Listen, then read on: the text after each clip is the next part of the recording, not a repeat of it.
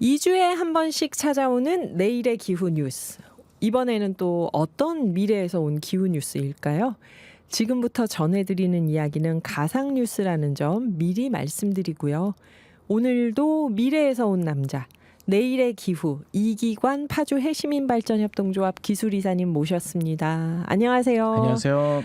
네, 오늘이 입동이에요. 네. 절기에 맞게 절기가 안 맞는다 하는데 보면 또 딱딱 맞아요. 이럴 때 날씨가 더 추워졌는데 맞습니다. 파주는 어떤가요? 보통 좀 억울해요. 파주 날씨가. 왜요? 여름에는 똑같이 덥고 겨울이 되면은 더 더 춥고. 추워요. 서울 아직도 미스테리예요. 아무도 대답을 못 해줬는데 서울에서 거리가 그렇게 떨어져 있지 않은데 맞아요. 왜 몇 도씩 이렇게 더 낮은가에 대해서 아직도 합리적인 대답을 못 찾았습니다. 한 2, 3도씩 낮을 때도 있어요. 맞아요. 보면은 여름에는 똑같이 더운데 그래요. 이제 이기관 이사님의 가상 뉴스 첫 번째 가상 뉴스 들어볼게요.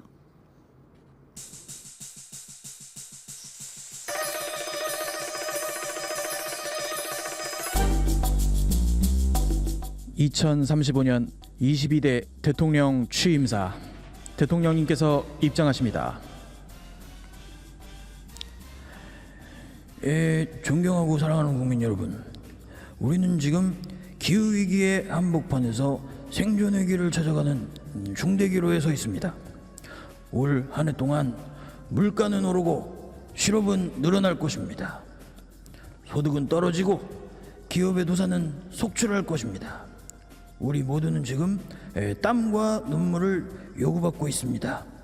도대체 우리가 어찌해서 이렇게 되었는지 냉정하게 돌이켜봐야 합니다. 존경하는 국민 여러분, 오늘의 어려움 속에서도 국민 여러분께서는 놀라운 애국심과 저력을 발휘하셨습니다. 국민 여러분은 나라의 위기를 극복하기 위해 햇빛 모으기에 나섰고 이미 20기가와트아워가 넘는 햇빛을 모아주셨습니다. 저는 황금보다도 귀중한 우리 국민 여러분의 애국심을 한없이 자랑스럽게 생각합니다. 저희 정부는 이 강력한 햇빛 정책을 통해 이 위기를 국민 여러분과 함께 이겨나가겠습니다. 여러분 감사합니다.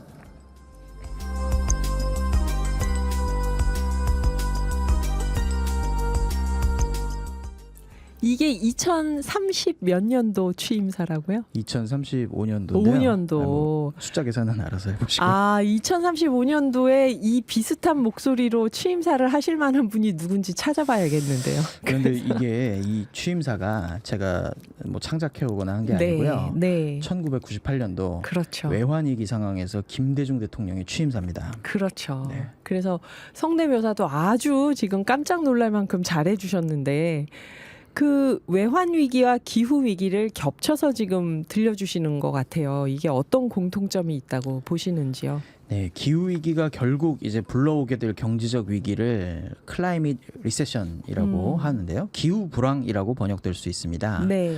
근데 결국 이는 피할 수 없는 경제적 현상으로 나타날 것 같아요. 원래 이제 우리가 몇 년 전에 코로나 때문에 우리가 이례적인 경제적 경험을 하게 되었는데요.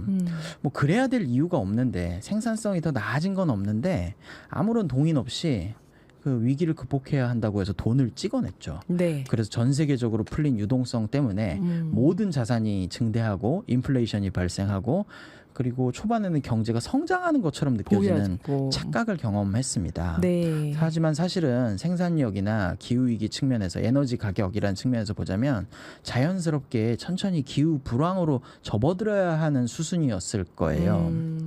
그리고 뭐 많은 분들이 이제 기후 위기가 어떻게 나타날 거냐라고 이제 말씀을 하시는데요. 저는 기후 위기는 결국 식량 위기로 나타날 것이 분명해 보입니다. 네. 한마디로 지금도 우리 경험하고 있지만요. 네. 식비에 대한 인플레는요, 자산 가격의 인플레와 달리 즉각적인 불황으로 경험하게 될 것이고요. 뭐 한마디로 얘기해서 엔겔 지수가 높아지면 뭐 먹을 걸로 다 쓰니까 나머지 이제 다른 데 쓸 돈이 없죠. 가용 재산이 별로 없는 거예요. 네. 한국은행은요, 얼마 전에 기후 1.5도 목표 대응 시 그러니까 잘했다는 얘기예요. 음흠. 잘할 때 2050년 우리나라의 GDP가 약 13% 감소할 거고 네. 기술 대응이 잘 되는 시나리오에서 그러니까 더 잘했을 때 2100년에는 10.2% 축소. 그러니까 이 예측은요. 잘하면 기후 불황을 조금만 경험하게 될 것이고 네. 못하면 크게 경험하게 될 것이다. 크게 고통스러울 것이다. 이런 시나리오가 예측된다는 얘기입니다. 그 한국은행 보고서를 엊그저께 그 노광준 PD님 기후 리포트에서 말씀하실 때 제가 네네. 질문하고 싶은 게 이거였는데 시간상 못했어요. 뭐 잘했을 때도 감소인 거예요. 네. 그러면은 언제 성장하지? 이러면서 봤었는데 그렇군요. 결국 이게 기후 불황이라는 거죠. 피할 수 없다, 불황을. 우리가 이제 태양광이나 재생에너지가 어떤 생산성을 급격하게 올리는 수단이 아니었거든요. 석탄이나 석유에 대체하는 비해서요. 거죠. 근데 대체하는 것일 뿐이었죠. 네네. 그러니까 성장할 이유는 사실은 없는 거예요. 그러니까 녹색 성장이라고 우리가 이름 붙였지만 사실은 성장할 뭐 경제적인 동인이 없다라고 봐도 무방합니다. 그런데 제대로 대응을 안 하면 정말 심각하게 파산할 수 있다. 그렇죠. 국가적인 차원에서는 그럴 수 있습니다.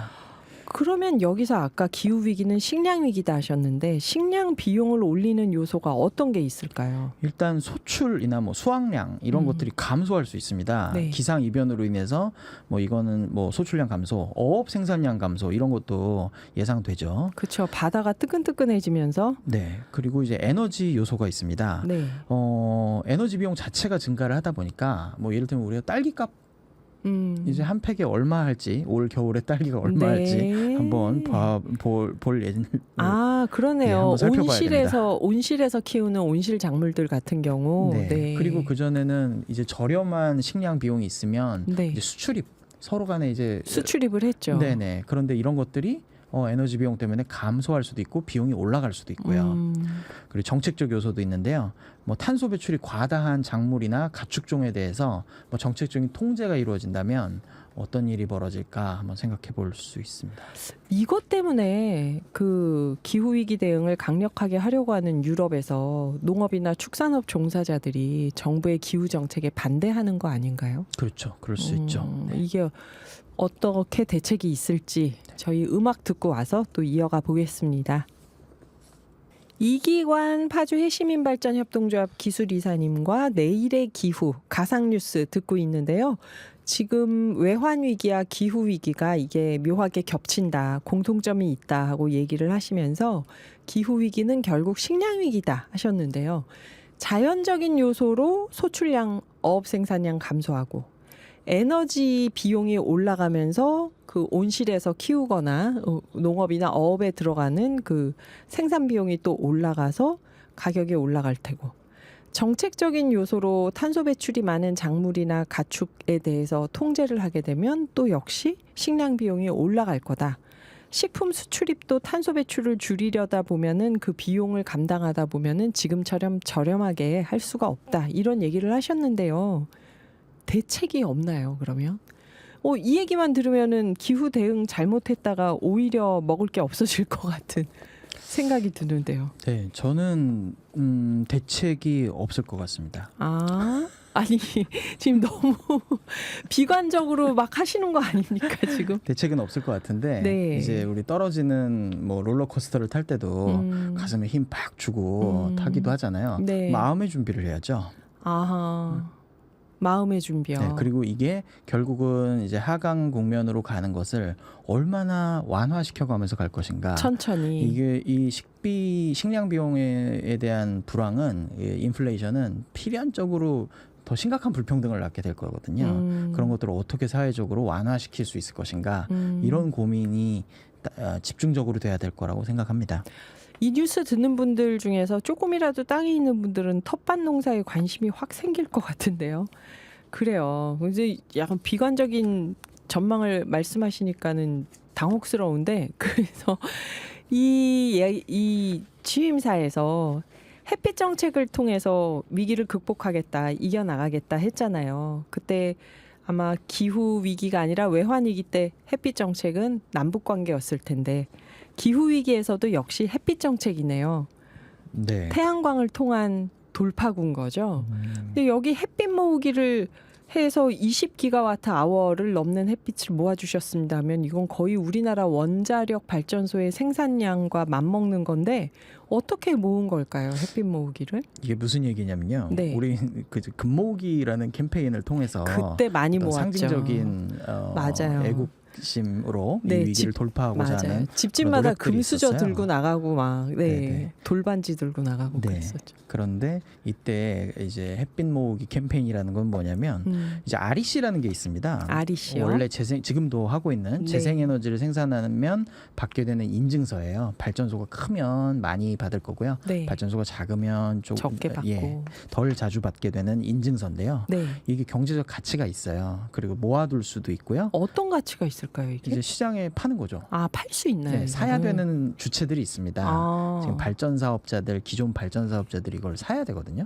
그래서 시세라는 것도 존재하고, 그러니까 어떻게 보면은 이때 우리나라가 위기를 맞이한 게 대기업이 너무 비싼 REC 때문에 뭐 수출을 못 한다든지 우리나라에서 떠난다든지 이런 걸 할 때 아니야, 우리나라에서 계속 공장을 해도 돼라고 묶어 놓으면서 마치 이제 98년도 외환위기 때 있었던 그런 사회적 통합 과정하고 좀 네, 비슷하죠. 네. 그러면서 대신 REC를 이렇게 뭐 많이 모아줄게. 많이 모아줄게라든지 아. 이런 것들을 일시적으로 애국심 정책을 한번 펼 수도 있는 그런 카드로 우리 REC라는 거를 한번 우리 금모으기를 대체해서 한번 생각을 해보았는데요.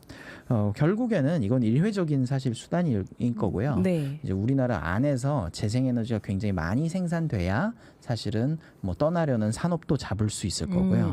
뭐 거꾸로 유치도 할 수 있을 거고. 그렇죠. 네, 우리 경제를 지탱하는 데 도움이 될 겁니다. 이 REC를 사야 하는 대기업이라 하면은 탄소 감축을 했다는 걸 인증해야 되기 때문에 사는 건가요? 그렇습니다. 아하, 그렇구나. 아리백을 했다라는 걸 확인하려고. 그럼 이거는 진짜 사업이 되겠네요. 그러면 두 번째 가상 뉴스로 가볼까요?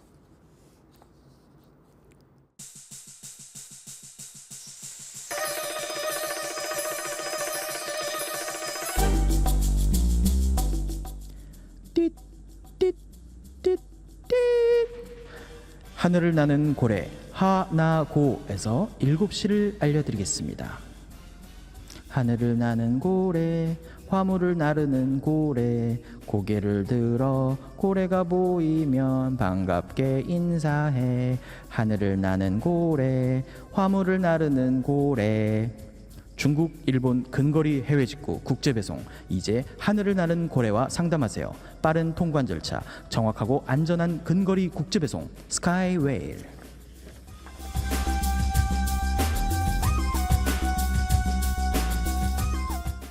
아, 이기관 이사님이 못 하시는 것도 있구나. 일부러 이상하게 부르신 걸까요? 이 CM송을 재밌으라고? 작곡 능력이 없어서. 아, 네.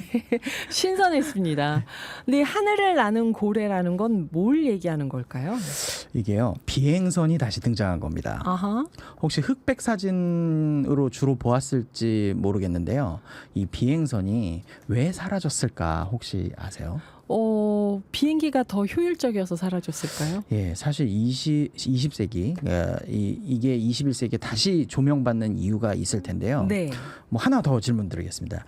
레드 제플린이라는 영국의 락 밴드 혹시 아십니까? 레드 제플린 알죠. 네. 유명하죠. 이 레드 제플린의 이 제플린이라는 게 사실은 20세기 초에 비행선을 개발한 독일의 백작 이름입니다. 아하. 그리고 이제 이 이름이 그대로 제플린사가 돼가지고요. 네. 독일에서 비행기를 뭐 지금 현재 뭐 보잉처럼 네. 이 유명한 비행선 브랜드가 됩니다.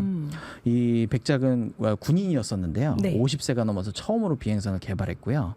나중에 이게 1914년엔 독일, 브라질, 미국에서 뭐 유럽 국제 여객을 담당하는 그런 뭐 우리가 아는 것보다 훨씬 더 활발하게 있었던 교통 수단이었어요. 네. 그런데 1938년에 지금 사진에서 보는 것처럼 힌덴부르크 사고가 터집니다. 아. 이게 힌덴부르크라고 이름 붙여진 비행선인데요. 네. 이게 마침 생중계가 됩니다. 아. 1938년에는 뭐 TV 생중계라는 게 좀 낯선 그런 시대잖아요. 네. 근데 마침 이걸 착륙하겠다고 착륙하는 마당에 이거를 중계가 된 거죠. 네. 아직도 그 사고의 이유가 좀 뭐 어떤 거냐 하는 게 명확하게 잘 안 알려져 있는데요. 저게 이제 안에다가 수소를 넣었어요. 수소요. 근데 원래는 이제 안전을 위해서 헬륨을 채워서 넣어야 다녔는데요. 근데 1900 몇 년도인가요? 이전에 미국에서 헬륨을 생산하는 텍사스에서 미국의 헬륨법이란 걸 만듭니다. 외부로 반출하지 말라는 겁니다. 아, 미국 밖으로. 네네네. 그러니까 한번 수소를 넣어볼까? 가벼운 기체니까 네. 수소를 넣어서 다녀도 충분히 안전하겠는데라고 다니다가 저게 마치 수소 폭발인 것처럼 인지가 된 거예요. 아하. 저 그 장면이 너무 극적이잖아요. 네. 그런데 생각보다 저 안에 타신 분들 다 죽었을 것 같죠? 네. 사실은 한 3분의 1 정도가 사망을 하고요. 나머지는 정말요? 탈출에 성공했습니다. 정말요? 저기 생각보다 빨리 떨어진 게 아니라 천천히 떨어져서. 내려왔던 거예요. 아. 자, 그런데 어쨌든 저 일이 있고 난 다음에 제플린사는 사실은 나치 정권하고는 좀 반대되는 길을 걸었었거든요. 네. 그러다 보니까 이때다 하고 저 이상 저 회사를 운영하지 못하게 했던 겁니다. 1938년이면 히틀러 집권 시기니까. 네, 그렇습니다. 네. 그런데 60년대 들어서 창의적인 밴드명을 좀 어떻게 고민하던 어떤 락 밴드가요. 납으로 만든 비행선이라는 어떤 역설적인 그런 재밌는 제목으로. 컨셉으로 앨범 표지에다가 저 힌덴부르크 사고 사진을 쓰기도 합니다. 어휴, 지금 같으면 이게 크게 반론이 있을 텐데 당신은 그냥 멋진 아이디어다 하고 넘어갔나 그랬나 보네요. 봐요. 그래서 이랬던 비행선이 화물선으로 부활한 것이다. 그래서 스카이웨이, 네. 하늘을 나는 고래. 이게 위험하니까 사라졌는데 하늘을 나는 고래로 다시 살아났다면은 뭔가 뛰어넘는 장점이 있는 건가요? 네, 아까 말씀드렸다시피 비행선에 쓰이는 기체는요 헬륨이나 수소인데요. 당시에도 수소의 연소 가능성은 알고 있었어요. 네. 그래서 비행선 안에는 흡연이 엄격하게 통제되고 있었는데 수소 안전 관리에 대한 노하우가 과거보다 훨씬 더 좋아졌기 때문에 지금은 뭐 미국의 H2 클리퍼스, 네. 스웨덴의 오션 스카이, 영국의 에어랜더 등 뭐 이런 민간 영역에서 서로 목적은 뭐 관광 목적이다, 뭐 화물 목적이다, 뭐 수송 목적이다 조금씩 다르지만 저탄소 장거리 운행이 가능한 비행선 솔루션을 계속 시도하고 있습니다. 자, 비행기 대비 장점은요 역시 에너지가 이걸 띄우는데 별도의 에너지가 들지 않는다는 점입니다. 네. 사실 비행기는 속도 앞으로 나가는 힘으로 이제 양력을 발생시키는데요. 이걸 기름이 담당하고 있다는 거고요. 근데 비행선은 풍선이랑 똑같은 거죠. 이걸 띄우는데 그냥 기체가 가벼운 기체를 활용한다는 거. 그래서 앞으로는 이제 이 초거대 화물 시장에서 포인트 투 포인트, 그러니까 내륙에서도 운송이 가능하고 국제 물류에서도 트럭이나 열차나 비행선, 선박의 영역에서 비행선의 역할이 있을 것 같다는 겁니다. 네, 수소의 시대를 예견하는 거네요. 오늘도 미래에서 온 남자, 내일의 기후 이기관 파주 해시민발전협동조합 기술이사님과 미래에서 벌어질 일을 가상 시나리오로 예상해봤습니다. 오늘 감사합니다. 네, 감사합니다.